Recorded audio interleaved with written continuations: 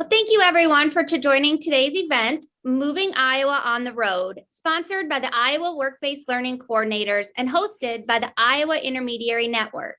We are excited for our panelists today. I'm going to turn it over to Tina, who is going to get us started, and we're going to introduce the panelists. Again, thank you everyone for your time. Thank you, Stephanie. Yes, we have 3 panelists with us today with some very different backgrounds. And so we are going to jump right in so that they can give us as much information as possible within our half an hour here. So starting with Erica, can you please introduce yourself and tell us about your career in transportation, distribution, and logistics, please? Sure. My name is Erica Bellock. I'm Director of Marketing and Engagement for Thompson Truck and Trailer. So that essentially means I'm helping to promote our business among all prospective customers and employees in the communities. Thompson is a full-service commercial truck dealership. So we provide all the parts, service, the trucks themselves, tires, to keep the trucks moving on the road.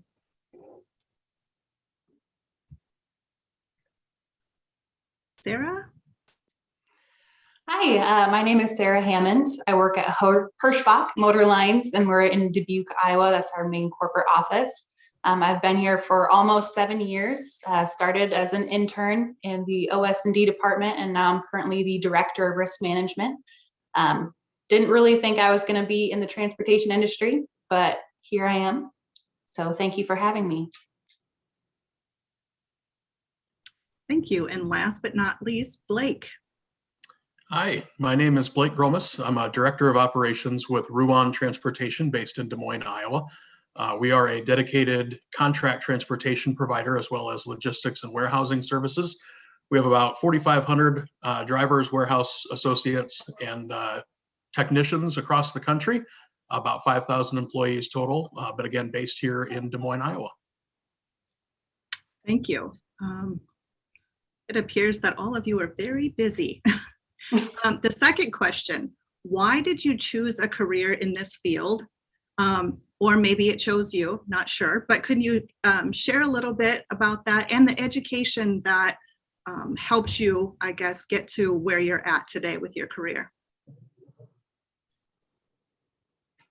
Sure. I guess I will mirror kind of what Sarah already alluded to earlier. It's not necessarily something that I woke up and chose to do or knew the whole time I was growing up. I did grow up on a farm in Northeast Iowa, so I've been around trucks and heavy equipment my whole life. My dad and my brother both have their CDL. My dad drove log truck for years. So I had a lot of exposure at an early age, but not necessarily I didn't say, I want to do that. I went to school, graduated from the University of Iowa with a degree in communications and public relations. I explored a couple different jobs before getting actually into automotive first. And then when I saw an opening at Thompson, I immediately jumped at the opportunity to join a local family-owned company and work with customers in the commercial and heavy-duty world. For me, the college experience, I do think that it was really valuable in teaching me some of the general best practices and marketing strategies. But with marketing, and I think with many industries, many jobs, things change so fast. So a lot of my learning has been on the job in the moment. And Thompson is actually unique in that we do not require a college degree for any of our positions. Our president and owner, Travis Thompson, recognizes the value of hands-on experience in addition to that formal college education. So we accept either. Very good. Sarah? So, yeah, my experience getting into this industry, kind of like Erica said, it kind of started with my family. My dad has been in the trucking industry since before I was born. Primarily in Dubuque. He was with A&W, which was a small LTL carrier. He was at RPS, and then that got bought out by FedEx. So he was a person that worked at FedEx and ran one of their terminals. So I had always been around it. But I can't ever say that when I was growing up, I'm like, I'm going to go do what my dad did. When I was actually in school, I hated school. School was not for me. And once I finished high school, I thought, well, I have to go to college. That's kind of what's expected of me. So I decided to go into college to study something that I thought I could get through college with. So I went to school to be a music teacher. So clearly that didn't quite pan out. I'm a band geek at my core, but while I was at school, I also took some business classes. I don't even really know why I did. I just decided might as well supplement my education with this. And I ended up getting this internship at Hirschbach Motor Lines, and it was just supposed to be a summer thing. If I wasn't doing this, I was going to be cleaning out dog kennels at a groomer down the street from my apartment. So I started working at Hirschbach, and then once the new semester started, I did maybe a week or two back at my classes, and I just could not see myself continuing through with that. I realized it wasn't really getting me anywhere that I wanted to be, and I thought that I had an opportunity to do that through Hirschbach. So I actually dropped out of college, went straight back to Hirschbach. They took me on full time, and I've been there ever since. So I have a little bit of a different background when it comes to the education side of things, but very glad that it ended me up where I am now. Yeah, and Tina, like you mentioned before, this is really a career that found me.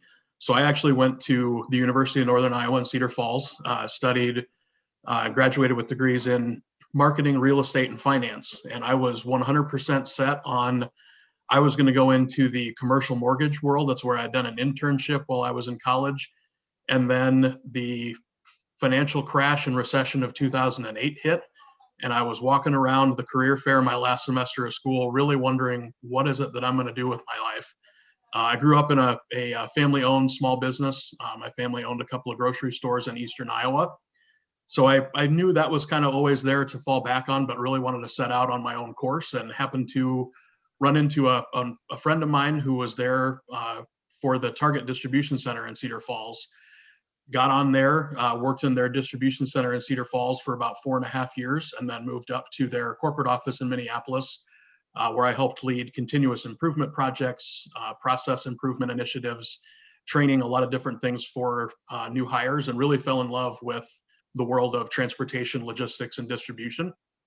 And then about 4.5 years ago, my wife and I moved back to Iowa, and that's when I found my home here at Ruan Transportation, where I've been ever since. It really is, transportation is one of those things that once you get into it, once you meet the people that work in the trucking industry, you really don't want to work anywhere else. It kind of gets into your blood. And that's why I've ended up where I'm at here. My role as a director of operations, I oversee the operation of about 225 different truck drivers serving 6 different customers. My group in particular, we haul bulk tankers of hazmat products. So very different than a lot of other areas of the trucking transportation industry, but something that is very unique and brings a new challenge each and every day. So it's something that keeps me very engaged and keeps me wanting to learn more. Thank you. So we're going to move on to the technology part of your jobs. And how has the technology changed this field? We don't really, I guess, always think of technology within, trucking and logistics. So can you share a little bit more about how you've seen the technology change? Sure, yeah, I'm guessing we'll all be talking about similar things here. Some of the big changes that are coming in transportation that are at least like the loudest that you hear and see the most about in the mainstream is electric trucks and autonomous trucks.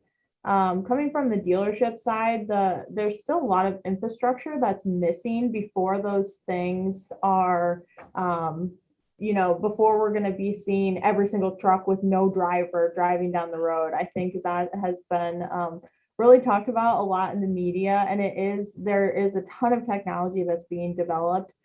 So those are kind of the overarching things, but a couple of the specific things that are more recent is the same types of technology we see in our consumer vehicles. So lane keep assist, adaptive cruise control, things like that, technology to really make the trucks more safe, make our drivers safer. Sarah and Blake can speak certainly more to that. The other thing that's changed in the last 15 years a lot is the emissions requirements, and those I'm guessing will continue to get a little more strict too. So there's technology on the trucks to help make sure that clean and yeah. So those types of things I think help to keep things moving forward. There's definitely a lot of technology. I think you're right, Tina, that we don't always associate it with the trucking industry, but there's certainly a lot of technology already coming and continuing to be on the horizon.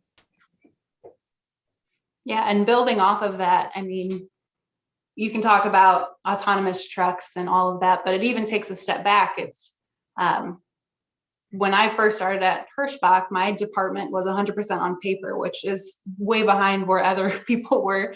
But just building a system that was able to adapt and function the way that we needed to. I don't have any programming background, but I got to help make a hand in designing what we use now day in and day out to make sure that we're staying on top of our stuff. I think it's pretty interesting. My boss has said this a million times. Anyone can see a truck going down the road, but you have no idea what's going into making that happen. And everything relies on technology. There's people that are getting those loads from our customers. There's people that are finding the trucks based off of where they are. There are people that are making sure that that driver can get home on time. There's people that are making sure that they don't get in an accident. They're being able to stay safe. We have different technology for our trucks since we're primarily refrigerated to make sure that, hey, the actual box is set at the right temperature and that your meat that's going to show up for your dinner isn't spoiled. So everything is technology. Everything is T's crossed and I's dotted. Everything is down to a very, very strict protocol of how things are supposed to go. So there's not a single piece of this industry that's not technology based. Yeah, I think Erica and Sarah really have touched on a lot of this. The technology that is in our trucks themselves as they're driving down the road that help keep our drivers and the general motoring public much safer than even 5 or 10 years ago. All of the different bells and whistles that are on those trucks. A lot of the things, even like the electronic logging. So gone are the days of being able to have a driver run a couple of separate logbooks and be on the road driving for 24 hours straight. There's a lot of technology and a lot of regulation that has gone into ensuring that drivers are getting proper rest, putting technology in place that allows that to happen much more seamlessly. And really that's where a lot of the future forward is coming. There's a big push right now across a lot of trucking fleets to install things like dash cameras. That gives us, from an operational perspective, our safety teams and our risk teams, the ability to see what happened if there was an accident or something that came up. And it just allows us to see too, what are the things that our drivers are interacting with, having to deal with as they go down the road doing their everyday job. So technology is something that is having a big impact in the space of transportation and will continue to for a very long time. Thank you. So interesting. Things that, again, we don't even think about when we, again, see a truck going down the interstate. We don't know, all of those logistics that go into it. And I love how you guys mentioned the safety of your drivers is a big aspect of what you do as well. And so that, again, we don't think of that, but something very, very important, I'm sure. Okay. So Erica, tell us about the job outlook in this field. I mean, do you see an increase in the field? I think we all know from the COVID days that transportation did not stop. If anything, it picked up a lot more just because of certain things that were going on. So where do you see this field in the next few years? Sure. Yeah, definitely. In the last couple of years, we've heard the buzzwords of essential workers and essential industry, and transportation is definitely essential. All the people, I mean, we kind of have the different facets. So we're on the dealership end, so we're supporting these trucks with parts and service and tires, and there's a huge need for skilled labor. I'll talk specifically to diesel technicians. I mean, we're constantly looking for diesel technicians that are experienced, that have, you know, tinkered with an engine before, and that's just not quite as popular as it used to be. The outlook is, I think, definitely very positive. We'll continue to need diesel technicians. Even 10 years down the road, when there's more electric trucks, we'll still need technicians to work on and repair those trucks.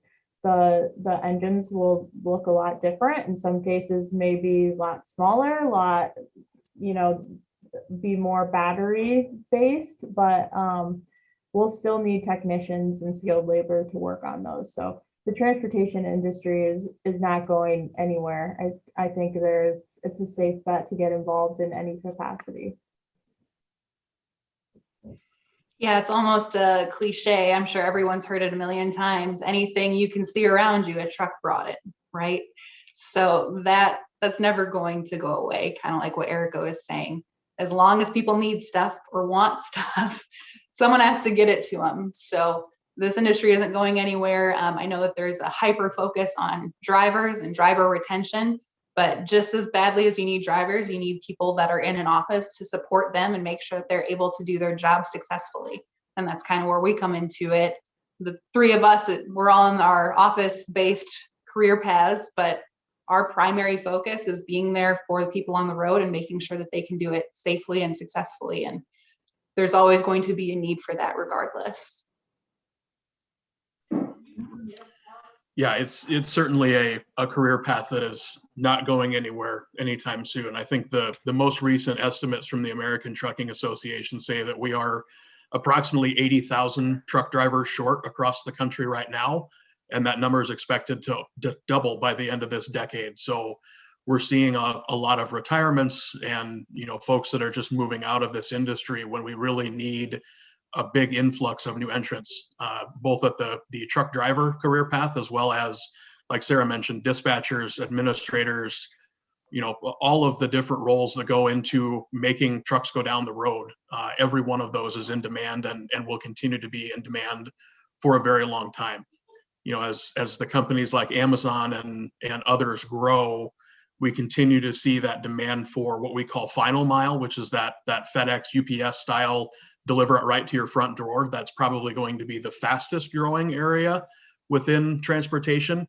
But all of that first mile and middle mile, getting things, whether it's from a port to a warehouse or from a warehouse to that final distribution point, all of those things are critical. We've seen that in the last 2 years, and we've seen both the good and bad of what happens when those resources aren't available. So this is certainly an area where there will be a lot of great opportunities for careers and great progression over the course of a career.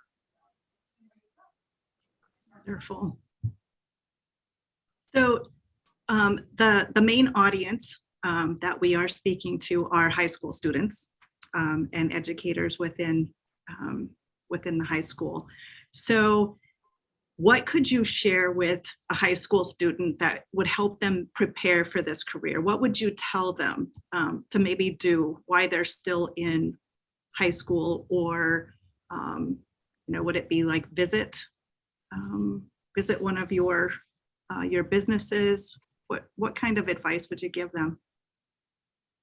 Well, the advice I always give, even if it's unsolicited, is just take every opportunity you can. I mean, that's why Sarah and Blake and I are sitting here, is because somebody asked us and we said, yes, we'll do it. So I always think that good things happen from that.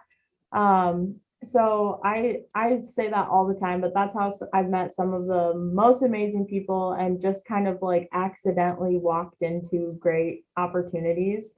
But to get a little more granular, when it comes to being a diesel technician, the techs in the shop will always talk about, I got into this just from tinkering. So some of them will say, I was taking apart my mom's lawnmower when I was 8, or I just opened up my car hood and just looked in there.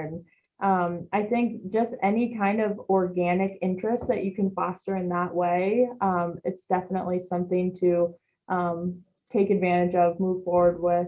And then, Thompson partners with tons of community people. We have students and different people coming through all the time. So going back to kind of my first advice, if you see those opportunities, take advantage of it and go to as many businesses as you can and keep track of those people so that you can call them later and say, hey, remember me? Can we have coffee? Can you tell me more about this? I think those types of just sticking your neck out, getting a little uncomfortable, you'll reap the benefits of it later. Well, that is the Iowa Intermediary Network that myself and Stephanie represent. We're always looking for businesses that are willing to take our students, whether it's 1 or 2 hours or just so that they can see what it's like to be on the job and kind of like in the life, a daily life of what each component of that industry goes into. So we really appreciate partners like you, Blake and Erica and Sarah. So sorry, I didn't mean to interrupt you there, Sarah, but I just wanted to make sure that you know that we do appreciate your participation today and allowing us to bring our students and for them to get the hands-on experience that we know is all so important for them to understand. Yeah, I think a big piece of it for me was, again, just that exposure through my dad. Listening to him talk about his work and asking him how his day went and just hearing the struggles that he had to find out how to overcome, the critical thinking that goes into this. I remember taking a course in college called critical thinking, which made me laugh at the time because I didn't think that was something that a lot of people needed to take a class to learn how to do. But it's true. You're going to be presented with problems every single day. And sometimes it's hard for me to describe what I do in a day because I won't know until I get there. So being in the risk side of the world, my job is putting out fires, and I'm not sure where that's going to be or how it's going to present itself, but it'll come up and I got to figure out how to do it. So anything that can push you to being comfortable making decisions, being in front of people. So much of what we do is communication based. Even if I'm not the expert in something, I need to be able to clearly communicate what my thoughts and findings are and be able to have those conversations with people, even if they're not fun ones. So anything that can force you to push those boundaries, being well spoken, being well written, anything like that is going to help you no matter what industry you go into. But especially when you have a ton of people that all they're doing all day is talking to each other and making sure things are okay. So anything in that area would help tremendously. Good point. Yeah, I would really echo what Erica and Sarah have said. If you're someone that really enjoys travel, seeing different sites, wanting to get out and just experience the world, a career as a truck driver is a great opportunity. And there are trucking companies in almost every community within the state of Iowa. So I would encourage you to work with, whether it's a guidance counselor, career planner, folks like the Iowa Intermediary Network, whatever resources you can find, go out and find those and just ask them if you can go on a ride along sometime. Truck drivers love to have somebody ride in the truck and be able to talk to them and tell them about the great work that they do each and every day. That's one of the most rewarding parts of my job, is when I get to go out to one of my operations and just spend 10, 12, 14 hours sometimes out, whether it's in the truck or just in the yard, around the office, wherever it might be, talking with those drivers and hearing how their day went. What are the challenges they see? What are the things they enjoy about what they do? If you're someone that enjoys kind of that problem solving and analytical, again, find a trucking company and go see if you can do a job shadow with their dispatch team or with their risk team or one of those kind of office environment type operations. There are always a need for someone who can take that puzzle and take it apart and put it back together and find a better way to do things. That's what our dispatchers and our administrators are doing each and every day, is solving those problems, putting the pieces of the puzzle together. And that analytical skill set is really what allows them to thrive. But even beyond that, there are a 1,000 different careers that you can choose, all within trucking. So that just in the last 3 weeks, I've been negotiating contracts with some of our customers, negotiating rate increases for the services that we provide. I work very closely with our legal team, our lawyers, our paralegals, our sales team with that. Sales, there's a whole avenue of sales within the transportation world, whether that's dealership sales like what Erica and the team at Thompson do, or that's selling our services as a truck transportation company to a customer that needs to move products from point A to point B. There are a lot of different opportunities that are out there. I think my best advice would just be to look at the community around you, see what's out there, and just go talk.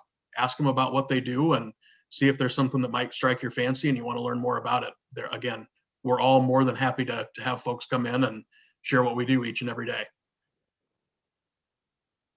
Thank you. So a couple of you already kind of covered what I'm going to ask next, and that was like your favorite part of your job.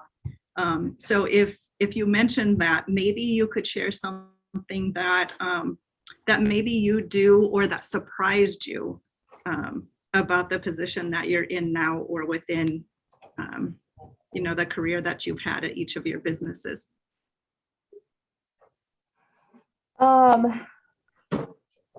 Yeah, It's I kind of a think hard one. yeah, one of the things that has certainly surprised me is when I was in high school, the thought of a desk job or an office job was so unattractive to me. I thought I would be bored to tears, that it was going to be so lame, but I have never ever felt bored in my current role in my desk job. I've never like chained to my desk for all 8 hours. Instead, I get to travel to all of our different locations. I work with the managers across all different departments, interacting with employees at every level of the company, going to do events and community outreach, like an event like this. So I think I've heard a lot of people just from the tours that I've done and different interactions I've had with job shadows and things. I think the idea of a desk job and like, oh, I'm going to stare at a computer for 8 hours, like can seem so daunting. And it's hard to, but until you actually do it, but I would just say like, don't let that get, like limit you from your job prospects, because I certainly have been so surprised at how fulfilling it is. And I'm literally never been bored. So there's always lots to do. You're not chained to your desk. Yeah, I honestly think I'm away from my desk more than I'm at it during the day, it seems like. But a lot of what Erica just said is pretty similar for me. Desk job wasn't exactly what I was looking for, but my favorite part isn't necessarily even the job itself, but the people I get to work with. I'm extremely fortunate to manage 2 very capable teams, and I've gotten the pleasure of actually hiring a lot of them in and getting to be there and training them up, and then seeing them become rock stars in their field, when before they had no prior knowledge. They weren't coming from a trucking background. They didn't have this experience in the first place. And we bring them in, give them the tools, give them the training, and watch them flourish in something that they didn't even know that they could be a part of. And now they're out there, they're making phone calls, they're working as hard as can be, and getting to be a part of that and helping them get to those levels has been extremely rewarding for me as a manager. Yeah, I would say, again, both the most rewarding part of my job, my favorite part of my job, and quite honestly, sometimes the most surprising part of my job is just the people that I get to deal with. As I said earlier, truck drivers and anyone in this industry, we all take a lot of pride in what we do and the services that we provide to keep this country moving. And I think that has been highlighted more than it probably ever has been before, but probably still not as much as it should be throughout this whole COVID pandemic. I think if you look at the people that were on the front lines and in the doctors and nurses, truck drivers were right alongside them. They were delivering the supplies that hospitals needed to keep patients, keep them treated and do the things that they needed to do. They kept store shelves stocked so that we could all buy the paper towels and toilet paper that everybody was hoarding and make sure that we all had what we needed to get through. And our teams really do take a massive amount of pride in that and the skills that they bring to the table. This isn't just a job that gets you, a paycheck. This is something that you really can take a lot of pride in. You can grow. You can really, your career potential, your growth, and your earnings potential in many cases are only limited by, how hard you're willing to work and what you're willing to do. There are fantastic opportunities everywhere you look within the world of transportation. Perfect. Thank you, Blake, for that little laugh. We laugh because of the toilet paper issue, but you're not laughing when you don't have it, right? So That's I mean, right. that's always something that we have to remember. Like the trucking industry, transportation did not stop, and thank goodness, because we would have had a lot of very unhappy people. So it's good that we can maybe laugh a little bit about that, but yeah, in all honesty, though, thank you, all three of you, for joining us and sharing your perspective. I know I wish I would have had something like this when I was in high school, that I could have at least listened to and asked questions, because I'm not so sure that I would have chose the pathway that I did at first. I've changed many times, but really appreciate it. And I know the students do too. So thank you so much. And Stephanie, do you have any closing thoughts? Well, just again, on behalf of the Iowa Intermediary Network, thank you for tuning in today and listening to these panelists and finding out a little bit more about a career that you might not have known about.